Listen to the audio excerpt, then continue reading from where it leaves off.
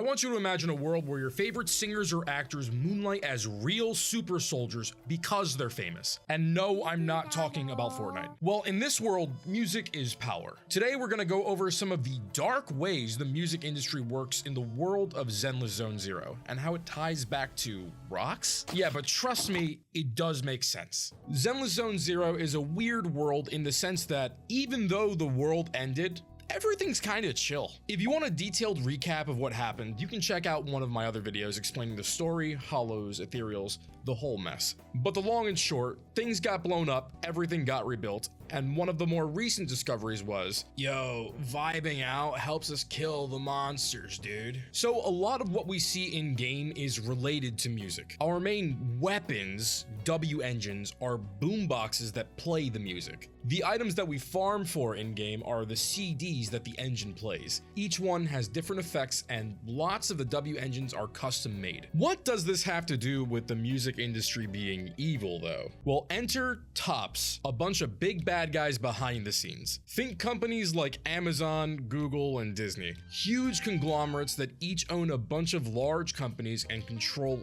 everything. They own so much of the business in the city that they have their own little Illuminati meetings to discuss issues that they might encounter. We're gonna get back to them in a bit, but just know they also own entertainment agencies. Some of the playable characters are just straight up famous, mainly our girl, Astra Yao. She does everything, she's almost like the Marilyn Monroe of New Eridu. We've also got the Angels of Delusion. They are Bochi the Rock type underground idols. There are other singers and actors, of course, with some of the major ones we know of being the actress Monica and the singers Padme and Cersei.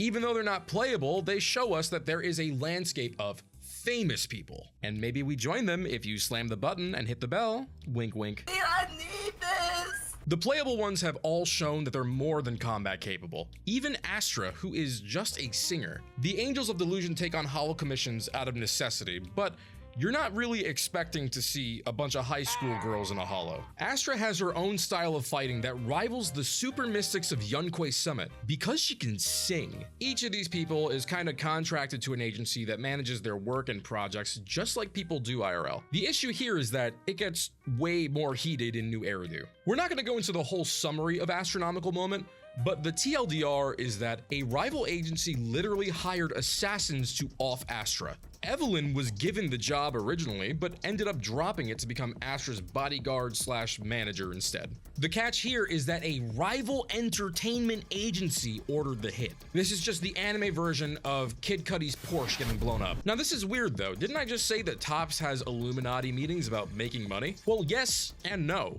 There was another organization that used to be in Tops, but they lost their money-making singer, so they got kicked out. This whole incident was like an angry ex trying to get even. So there's already infighting in Paradise about who gets what singer and how much money's being made, but we're not even in the super soldier section yet. To start with that, we've got two robots to check out, Arya and Vesper. And to go over these two, we're gonna have to recap a good amount of 2.6, but I'm not gonna go super in depth so you can go play the story yourself. Arya is a very weird case. She was a stealth combat unit specifically made for infiltration missions in the midst of whatever war was happening during, presumably, the fall of the old capital. When she woke up ages later, she realized she always wanted to sing. She heard Cersei singing a little bit after waking up in a hollow and modeled her voice after Cersei's. Since then, she was actually a ghost singer in place of Cersei because Cersei had crazy PTSD about the old capital. Moving down the timeline, Arya eventually finds herself in the Angels of Delusion. Conflicted, you know, because she knows that she is a murder bot. But bright idea, she uses the stealth projection tech she was built with to make herself look human so she doesn't scare her audience. And that worked out great. Vesper is the one we know considerably less about, but I think is the scarier of the two. Full Tops backing and some of the most modern tech, Vesper was tailor-made to be a superstar. As she rises the ranks and headlines events, she begins to feel the dissonance in her purpose, which is where she's able to be manipulated. That stuff aside though, let's look at the giant robot stand she has. And look at her combat frame. This is a singer! Intelligent constructs are citizens of New Eridu just like everyone else. That said, Manufacturing them for specific purposes is not unheard of. Models like Banyue are made specifically for combat. Vesper's combat capabilities and Arya's soul of a performer are not too distant, and if anything, they might be intentional overlap. Before we go further into this, I will acknowledge that we see Vesper's combat frame while she is interfacing with Arya. So it's entirely possible that this isn't an always available combat form.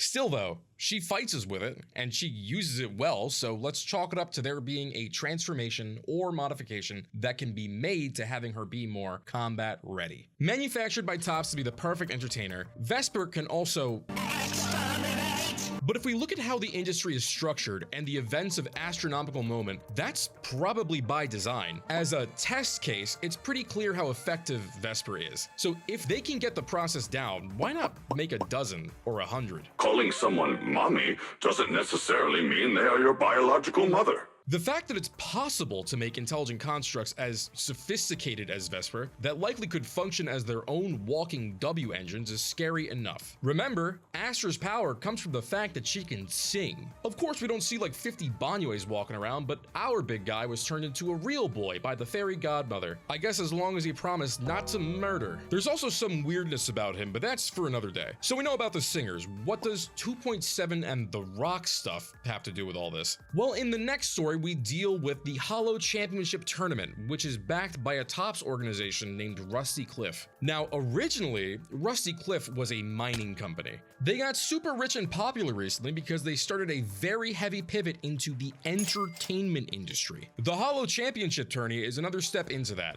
which is an open sign-up blood sport with prizes for the winners, one of them being a Flint Porcelloy W engine. This in specific is very important, and we'll get back to it, but don't forget, we're talking about showbiz, baby. While yeah, Zenless is a post-apocalyptic setting, the world is very modern, so much so that people brain rot on the couch like we do today. Trashy movies, concerts, combat, and extreme sports, there is a massive market in entertainment, and the heads of Topps are looking to eat up as much of it as they can. And remember, they're all under the same banner, but these are still different companies and different families. Some people always have to be richer than others. All's fair in love and war, but there is no love here and the war is cold. So why specifically a power play for the entertainment industry? Well, each story has a specific strategy that they're using. For 2.6, we learn about Vesper and Arya, as well as the original platoon of constructs that shared Arya's model. And again, if we look at Vesper, we can see the potential for mass production. Whoever owns that information could have a private army in plain sight. They would just be a bunch of music groups, or whatever New Eridu Juilliard would be. In 2.7, we see the combat sport route, and how it kinda sucked. It seems to have mostly failed on the end of Topps, but the Hollow Championship Tournament essentially fast-tracks the strongest fighters to Rusty Cliff and filters out anybody going to Weenie Hut Juniors. That's why they were so chill with Death Row Romeo joining. The guy is brolic. During the story, we join the tournament and see the murder dog murdering, and everything gets turned upside down. Even Krampus, the great equalizer of Topps, has to step in and try to fix things. If the tourney continued with no problem, they would have been able to filter the most capable fighters out and hire them as mercenaries or their own private unit. It's also exciting for people to watch, so they probably made bank off of it regardless. As we know though, Topps didn't account for the craziest fighter to romantically walk in like never before and yoink the Flint Porcelloy W engine. But again, what the hell is that? Other competitors saw the Flint Porcelloy W engine and they kinda passed up on it. Nobody really thought it was too important. The proxies needed it because works like instant Tylenol for their brain rot. It was important for Not Mem too because it would help her get back what is rightfully hers. Two suspicious newcomers, Valina and Norma, were also looking for Flint Porcelloy, where we blew up Messenger Sarah. So the stuff has gotta be important, right? Yeah. Flint Porcelloy might be the craziest rock we know of so far, among other slightly less crazy rocks. While we don't know exactly how it forms or the conditions necessary to find it, we do know it stabilizes ether fluctuations. It's not like Lumite or Porcelain where they negate ether. Flint Porcelloy hits the equalizer button and keeps it neutral. From the looks of it, Porcelloy can handle even really intense fluctuations. The W engine we tried to get was stated to be for construct use, which already raises eyebrows. But we know Flint Porcelloy can be forged into objects for use, and we know it stabilizes ether fluctuations. And if you've been following the whole story, you might see where I'm going with this. Flint Porcelloy is probably the main ingredient for Void Hunter weapons, the strongest weapons that we know of. The exact way of making the weapons is probably just locked up like the Krabby Patty secret formula. It's secrets on secrets, because how the hell do you shove Tailless or the Qingming being into the swords made of super rare material? Also, why else would it be around the area where we blew up Messenger Sarah? Even if the Messenger was half-baked, it looks like it was partly made of Flint Porcelloy. Meaning, if she had more time in the big scary oven, Messenger Sarah could have ended up more stable and even stronger than she was. The Porcelloy is what was likely stabilizing the creator's ether inside the vessel it picked. We don't know how it all works just yet, but we do know both Tops and the Mayor want to control Void Hunters and likely Void Hunter weapons. So why would Rusty Cliff give out the engine as a prize? On top of this, are they using similar tech in ways that we know about? Well, sacrifice tech has been touched on in some Internet posts and documents from Porcelumex and the Exaltus, but I don't believe we have any super concrete examples of it quite yet. Aside from, like, you know, the Heretic Jester.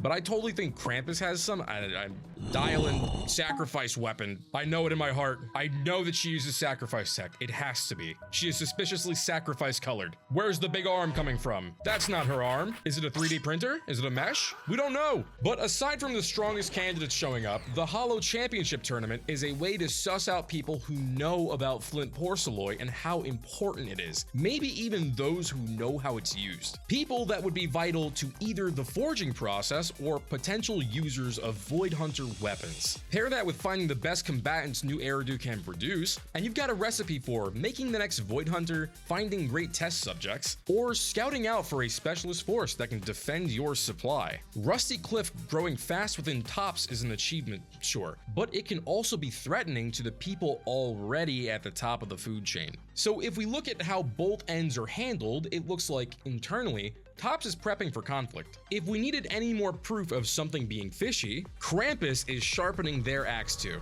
The head of Krampus didn't show up to the Illuminati meeting, and Promea was sent to figure out what the hell is going on with the tournament. Again, backed by Rusty Cliff. Everyone at Krampus is a judge based on their own values to bring Tops into check. But we gotta remember Promea's title, the Executioner. Someone's in trouble. I'm adding this as an addendum because I'm not rewriting the script a sixth time. Pyrois, wow, aha, victory lap, aha. Serious talk though, this is why we needed the Flint Porcelloy. Our body couldn't handle the stand awakening and we needed a buffer. That, and to contain something like this, the optic implants the proxies have are likely made in some part with Flint Porcelloy. Maybe just not enough to stabilize all the ether Pyrois was eating up. This does solve another issue though, which is the redundant data problem. Fairy's been chugging since we dealt with the messenger while dealing with redundant data. I'll probably have a short on this soon too, but I've been saying for a while that it's probably bits of the creator's ether that snuck into the proxy's body or into the simulated mini hollow we've got. If Void Hunter weapons are modeled after or use the creator's powers, having another copy of creator data in the noggin would be an issue. Fairy already needs to lock things away from us as part of the agreement we made, so having the additional creator power knocking around in our head could just be creator_powers_1.ether.